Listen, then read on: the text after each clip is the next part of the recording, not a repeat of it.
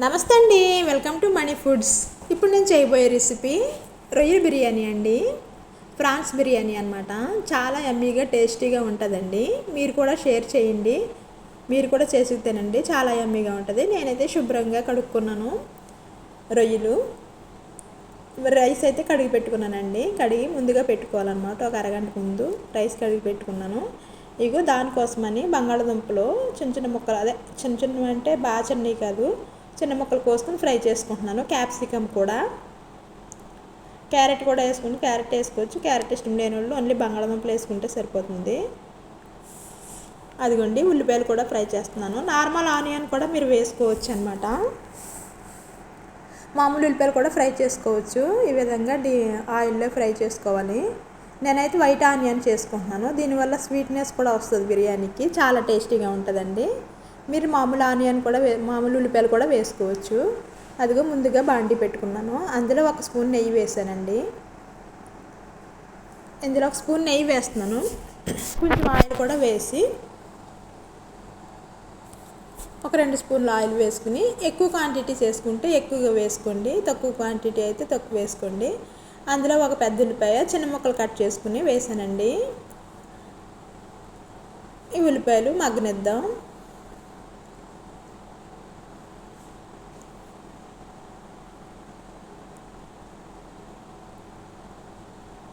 అందులో కొంచెం జీలకర్ర వేస్తున్నానండి.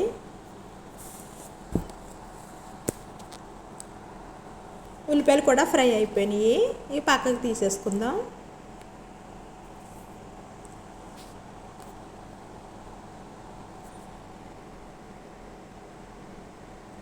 ఇందులో కొంచెం కరివేపాకు వేద్దామండి. ఉల్లిపాయలు ఫ్రై అయిన తర్వాత కొంచెం కరివేపాకు కూడా వేసి, అదిగో అల్లం వెల్లుల్లి పేస్ట్ ఒక పెద్ద స్పూన్ వేసాను అనమాట. అల్లం వెల్లుల్లి పేస్ట్, అల్లం వెల్లుల్లి పేస్ట్ కూడా ఫ్రై అయిన తర్వాత ఒక 2 నిమిషాలు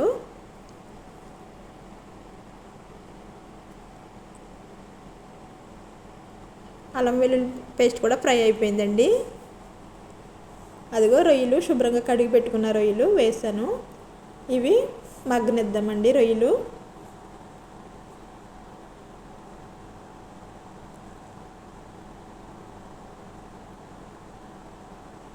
నీళ్లు వండకూడదు.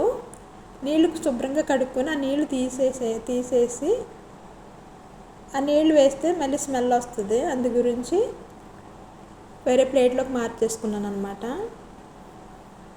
ఆ రొయ్యలు చూసారా, నీళ్లు ఊరినయ్యి. ఆ నీళ్ళు ఇంకిపోయే వరకు ఫ్రై చేసుకోవాలి.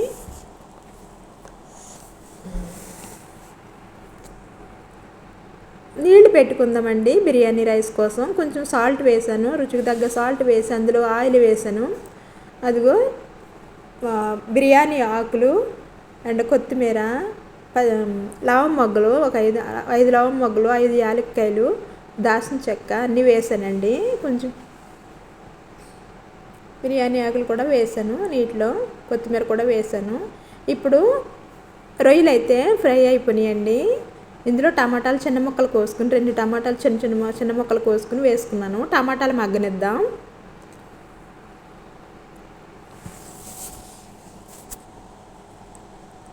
టమాటాలు కూడా మగ్గిపోయినాయండి.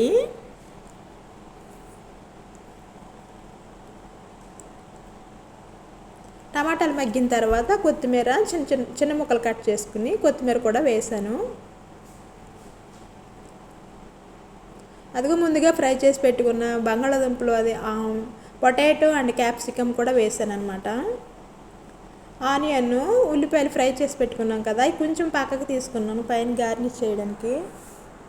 కొంచెం ఉల్లిపాయలు కూడా వేసాను అనమాట ఇందులో, ఫ్రై చేసిన ఆనియన్.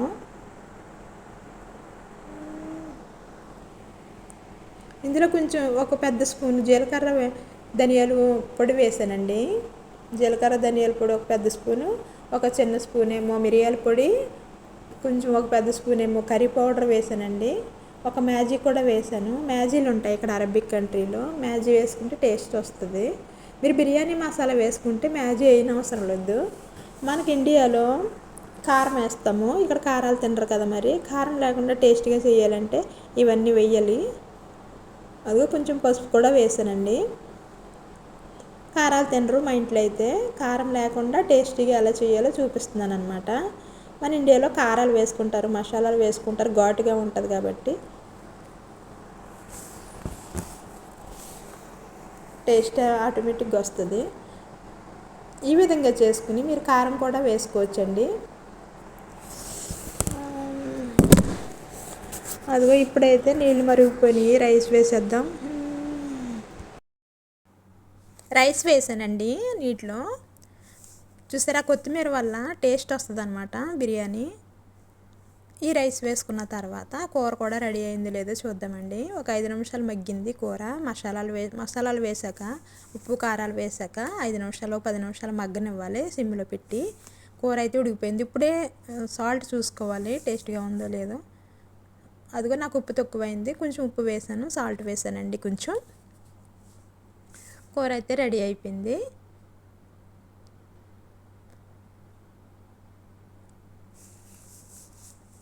ఇప్పుడు ఆ నీటిలో కూడా సాల్ట్ వేసాం కదా, నీళ్ళు మనం సాల్ట్ చూసుకోవాలి. టేస్ట్ ఉప్పగా ఉండాలన్నమాట, ఎందుకంటే రైస్ ఉప్పగా ఉండాలి బిర్యానీకి. చప్పగా ఉంటే బాగోదు, టేస్ట్ పోతుంది, టేస్ట్గా ఉండదు. ఇప్పుడు ఆ చెత్త ఉన్న ఆకులు అవన్నీ, చెక్కలు అవన్నీ తీసేసుకుంటే ఆ ఘాట్ అంతా, ఆ టేస్ట్ అంతా దిగిపోద్ది కాబట్టి రైస్లోకి. రైస్ ఆటోమేటిక్గా టేస్ట్ వచ్చేస్తుంది. అందులో ఉన్న చెక్కలు ఆకులు తీసేసి బయట పడేసానండి. అందులో రైస్ అయితే స్ట్రైనర్లో వేసేసుకున్నాను. ఆ కూర రెడీ చేసి పెట్టుకున్నాం కదా, ఆ కూర పైన రైస్ వేసాను అనమాట. రొయ్యల కూర, ఆ రొయ్యల కూర పైన రైస్ వేసాను. ఇప్పుడు ఫుడ్ కలర్ వేద్దాం. ఫుడ్ కలర్ లేకపోతే మీరు కుంకుమ పువ్వు అయినా వేసుకోవచ్చు. ఫుడ్ కలర్ వేసానండి పైన. ఇప్పుడు అల్యూమినియం ఫాయిల్ పెట్టుకోవాలి మనం. అంటే మూత హెవీగా ఉండదు, అల్యూమినియం ఫాయిల్ పెట్టుకుని బయటికి గాలి రాకోకుండా, ఆవిరి రాకోకుండా దానిపైన మామూలుగా మూత పెట్టాను. ఒక 20 నిమిషాల పాటు సిమ్లో అలా పెట్టేస్తే, పావుగంట పైన ఉంచాలి సిమ్లో. అలా మగ్గనివ్వాలండి రైసు. అప్పుడే బిర్యానీ పర్ఫెక్ట్గా రెడీ అవుతుంది, ఏ బిర్యానీ అయినా సరే. అదిగోండి, అయితే ఉడికిపోయింది, 20 నిమిషాలు అయిపోయింది, ఆవిర్లు కూడా వస్తున్నాయండి. చూసారా, బిర్యానీ అయితే పర్ఫెక్ట్గా రెడీ అయిపోయింది. రొయ్యల బిర్యానీ, యమ్మీ బిర్యానీ, చాలా టేస్టీగా ఉంటుంది. బిర్యానీ అయితే రెడీ అయిపోయిందండి. మనీ ఫుడ్ సబ్స్క్రైబ్ చేసుకోండి, షేర్ చేయండి అండ్ కామెంట్ చేయండి. మీ ఫ్రెండ్స్ అందరికీ షేర్ చేయండి. పైన ఉల్లిపాయలు పైన వేసుకున్నాను అనమాట, గార్నిష్ చేసుకున్నాను ఉల్లిపాయలతోటి, జీడిపప్పులతోటి.